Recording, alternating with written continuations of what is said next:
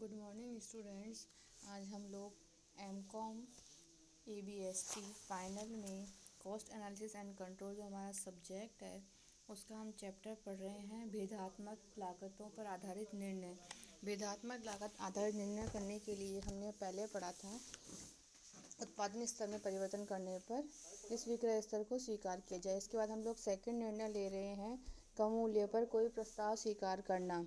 भेदात्मक लागत विधि का प्रयोग ऐसे निर्णयों में किया जाता है जहां पूर्ण उत्पादन क्षमता पर कार्य न हो रहा हो और किसी विशेष प्रस्ताव पर कम मूल्य पर हमें माल बेचने के लिए अगर कोई विशेष प्रस्ताव हमें प्राप्त होता है कि आपकी जो दर है उससे कम दर पर आप माल बेचोगे क्या, तो हम लोग ऐसी दशा में भेदात्मक लागत का प्रयोग करके यह पता लगाते हैं कि यदि हम इस प्रतिस्पर्धी युग में कम मूल्य पर भी यदि हम माल बेचें तो हमें लाभ प्राप्त होगा या नहीं होगा। तो ऐसी दशा में हम वृद्धिमान आगम की तुलना वृद्धिमान लागत से करेंगे और जो हमारा डिफरेंस होगा वह हम पता करेंगे। इसके आधार पर ही हम लोग निर्णय लेंगे कि हम लोग जो कम मूल्य का प्रस्ताव है उसे स्वीकार करें अथवा नहीं करें। इसका हम लोग देखते हैं कि इलस्ट्रेशन है हमारे पास। राजस्थान टिम्बर मर्चेंट्स प्रतिवर्ष 10,000 कुर्सियों का निर्माण 80 रुपये प्रति कुर्सी की लागत पर करते हैं और समस्त उत्पादन परिमाण के लिए 85 रुपये प्रति कुर्सी विक्रय दर पर घरेलू बाजार में उपलब्ध है। वर्ष 2001 में मांग में गिरावट है, इसलिए 10,000 कुर्सियों का विक्रय केवल 74.40 रुपये प्रति कुर्सी दर पर ही हो सकता है। 10,000 कुर्सियों का लागत विश्लेषण इस प्रकार है। मटेरियल इतना लगेगा 3 लाख रुपए का, वेजेज होगी 2,20,000, फिक्स ओवरहेड है 1,60,000, वेरिएबल ओवरहेड है 1,20,000।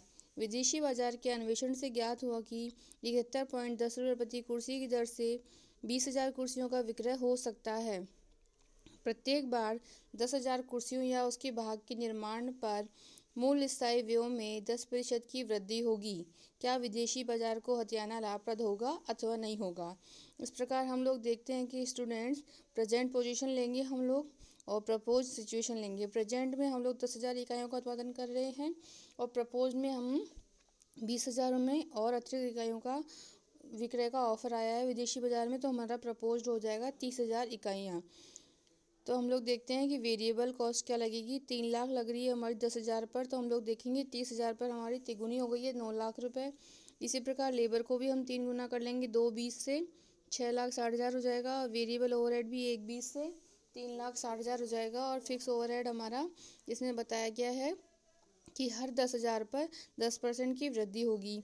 तो 1,60,000 जब 10,000 पर है तो 20,000 पर 1,60,000 का 10% हम लोग बढ़ाएंगे तो 1,76,000 हो जाएगा और फिर 1,76,000 का हम 10% करेंगे तो वह 1,93,600 हो जाएगा।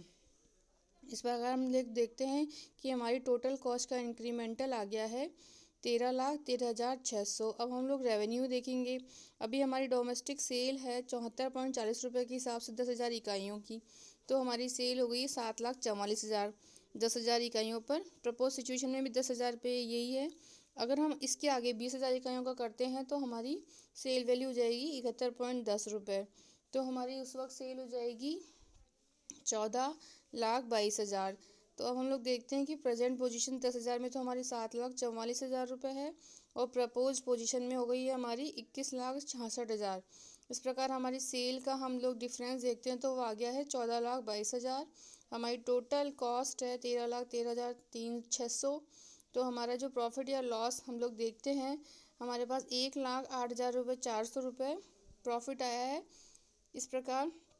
और हम लोग देखते हैं कि वर्तमान में हमें 56,000 की हानि हो रही है। अतः हमें विदेशी बाजार को हथियाना चाहिए। हमें कम मूल्य पर भी बेच के हमें लाभ हो रहा है तो हमें अतिरिक्त 20,000 इकाइयों का उत्पादन करना चाहिए।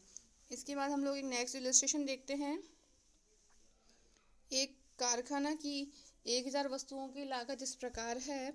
मटेरियल, वेजेस, फैक्ट्री ओवरहेड दोनों टाइप के हैं, fix variable. Administration overhead fixed ही हैं, सेलिंग ओवरहेड्स भी दोनों टाइप के हैं। तो हमारी टोटल कॉस्ट है 1,52,000। घरेलू बाजार में मात्र 1,000 वस्तुओं की खपत 155 रुपये प्रति इकाई विक्रय मूल्य पर हो सकती है। इससे अधिक वस्तुओं की खपत नहीं हो सकती। यदि वस्तु का मूल्य घटाकर 125 रुपये कर दिया जाए तो विदेशी बाजार में इस अतिरिक्त उत्पाद की अतिरिक्त 4000 वस्तुओं की खपत हो सकती है। क्या विदेशी बाजार को हथियाने का हमें प्रयत्न करना चाहिए या नहीं करना चाहिए? देखिए स्टूडेंट्स, वर्तमान में हम घरेलू बाजार में 1000 वस्तुओं की खपत है और 155 रुपये है। वो कह रहा है कि आप अतिरिक्त 4000 इकाइयों का उत्पादन करते हैं तो आपकी सेल वैल्यू हो जाएगी घटकर 125 रुपये।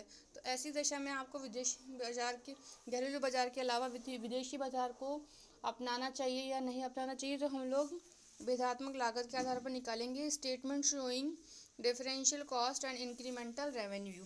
अब लोग हम यहाँ देखते हैं कि हमारी सेल वैल्यू हम लोग केवल डिफरेंस में ही देखेंगे।